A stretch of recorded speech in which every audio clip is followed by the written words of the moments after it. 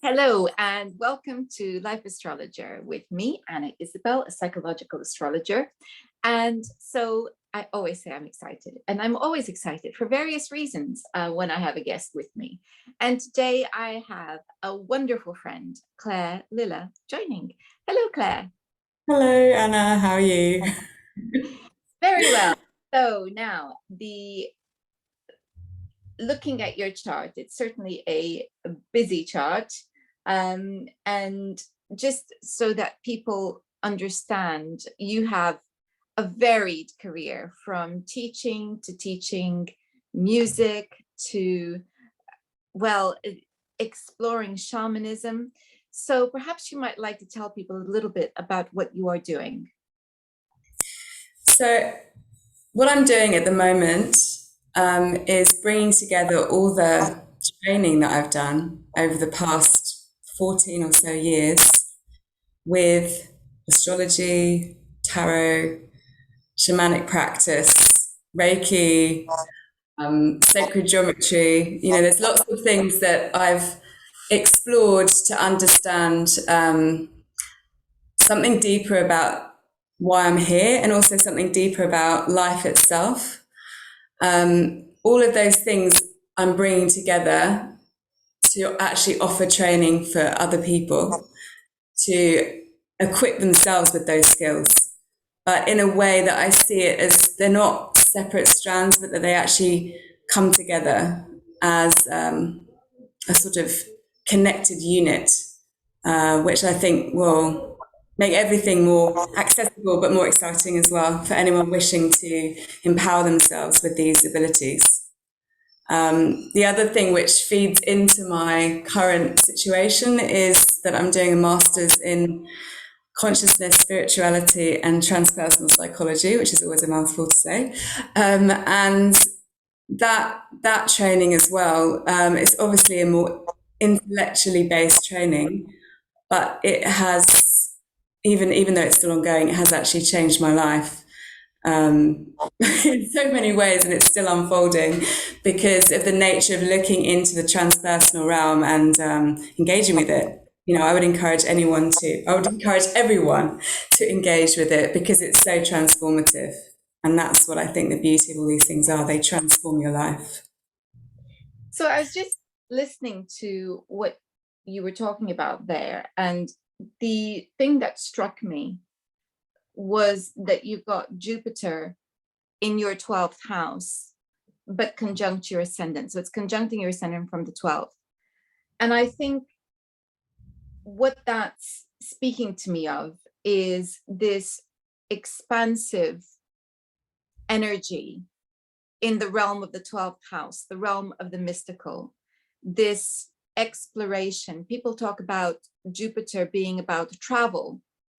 And so here we have Jupiter traveling, but not in a physical sense. We have Jupiter traveling to acquire knowledge. It's a journey. It's more like a shamanic journey, really, in a sense, because you're journeying into the world that we can't see. And you're doing it by exploring all the different disciplines that allow you to do that. So that was the very first thing. And of course, because it's conjunct the ascendant, it's feeding straight into your sense of self-development, which, being in Virgo, it's always about that, isn't it? Yeah, I think it's when you just said that, I thought it's also about skill, having a craft, something that is practical. So as much as it's about journeying into that sacred realm and, opening the mind to incoming intelligence, higher forms of intelligence, and having that visionary experience, it has to be brought back, it has to be rooted, it has to be grounded in something practical. Otherwise, what's the point of it, really? I mean, it's like any of these disciplines. If they don't offer something to enhance life here on Earth, then really it's just an escape. It's just a form of escape. So I think for me that Jupiter in Virgo is fundamental to my life purpose and to my personality. I'm always looking to expand my horizons, and I'm always looking to equip myself with more skills, but really to develop a craft that is of service. So the other thing, of course, that comes as part of the package is a Gemini midheaven. And so this is the interesting thing then, is that it's in a very mercurial setup, because your ascendant, your midheaven, ruled by Mercury, your chart ruler obviously is Mercury, and we'll look at that in a moment. But it's, I think, why teaching is so much at the heart of what you do. It's the collection of knowledge and skills, but then it's not good enough to keep it to yourself. You have to teach it, which is very interesting. Also, the other thing, which is very Gemini, very mercurial, is that you're not choosing one thing.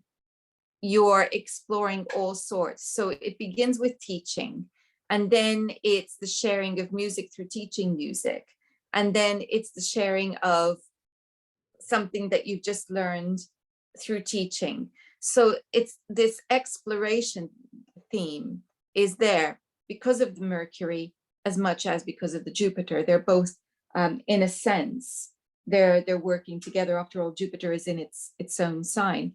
Now, you know, traditionally, Jupiter in Virgo is not rated very highly. It's in its fall. It's also in the 12th house. People don't seem to, you know, traditionally, it's not, it's almost like, oh, you know, all the fire has gone out of your Jupiter. How do you see Jupiter in this way? I don't see it like that at all. I do feel like it actually lifts my whole personality, because without that Jupiter there, the Sun Saturn conjunction, square Neptune, would just feel like so melancholic. And I just feel like that part of me is my faith. It's my trust and optimism in the goodness of life, in what I can actually experience and achieve if I just keep believing and I keep looking to what I can do next. You know, it's the search, it's the pursuit of knowledge and the pursuit of experience, and I think it also makes me a bit more exciting as a teacher. I think you know, it gives me a bit of a lift, a bit of a sense of humor. Maybe some perspective, actually. That's probably quite a Jupiterian word, but it just gives me that perspective rather than it being so serious and everything so so mundane. Yeah, I agree. I think Jupiter in the 12th allows you to experience magic in life.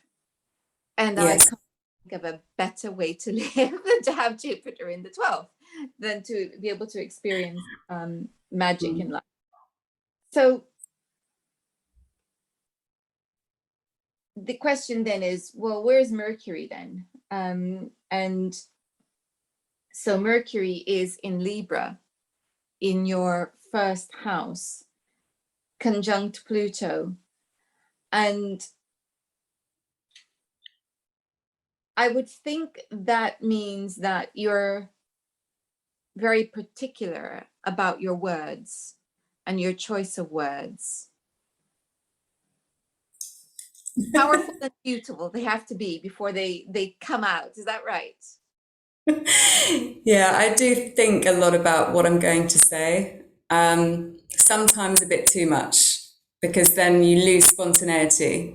And I have to remind myself, perhaps this is going back to Jupiter again, but I remind myself that as much as I want to plan and control what I say so that it's as effective as possible, I also want to speak from the heart. So I do the planning, and then in a way I kind of let it go so that it's just forming a platform to work from, but it doesn't restrict me in what I actually feel in the moment. I want to respond to something alive, not be so controlled. So there's just that theme going on for me.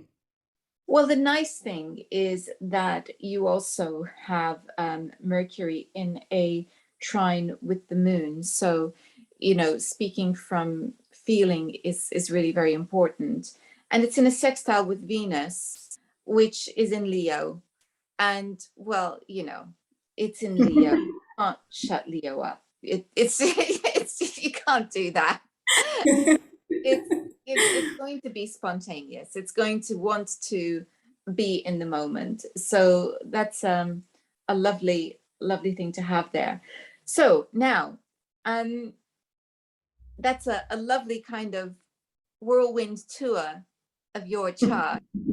And I know that you've got some exciting new tarot classes beginning soon. So tell us a little bit about that and how people can find you. So what I'm offering is a tarot apprenticeship. And what I mean by that is that I really want to be able to create a sacred container for whoever steps in to really feel that they can develop their skills and develop their understanding to a certain level with me helping, supporting, guiding them. The way that I actually am going to work with this apprenticeship is not only to be able to work with tarot cards and understand their symbolism, but also to really embody them. And through that, to actually develop seership abilities. Perhaps to a certain level, I don't know, it depends on where someone begins from or how far they want to take it. These things are open. But to actually embody archetypal symbols in this way, I know from experience, it really does start to open you to all archetypal energies to start to speak to you in dreams, through synchronicities, through messages that come through, and to trust those more and more. And I think the more you trust, the more they speak to you. So this is an opportunity for anyone wishing to equip themselves with skill, understanding, to empower themselves to invite transformation into their life, to be able to support others through transformative experiences, and to develop a trust in something beyond the material realm as well, to really begin to work with those energies. This is an invitation to those people to come approach me, work with me to whatever level they wish to, and to find what calls to them as deeply as possible. Wonderful. And how can people get in touch? So you can use my email address, which is clairegaya, so it's CLAIREGAIA, Gaia being Mother Earth, clairegaya@icloud.com. That's my email. And you can also find me on LinkedIn, and you can find me on WhatsApp. My WhatsApp number is +61 478 479 289. I'll be sure to put all of that on the description box, accompanying the podcast. So thank you very much, Claire. Thank you, Anna. It's delightful as always to discuss things with you. Have a nice day. Thank you. And thank you all for watching. Until next time, goodbye.